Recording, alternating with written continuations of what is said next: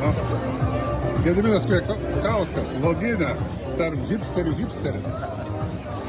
Ir absoliučiai hipsteriškas klausimas apie sėdmaišį. Kokį sėdmaišį? Tas, kur traktorius. Sėdmaišis traktoriui? O nėra? Ne.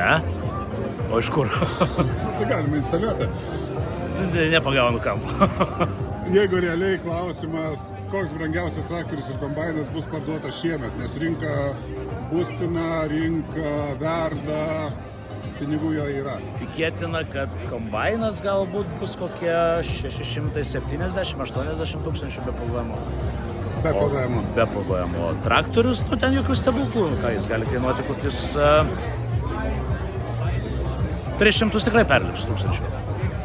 O pati brangiausia savaeigė technika, kada nors parduota Lietuvoje, kas gali būti? Massey Ferguson Ideal 9T pilnos komplektacijos, tai ir bus tarp 600-700 tūkstančių eurų. Traktoriukas. Kombainas. Kombainas? Kombainas. Dėkui.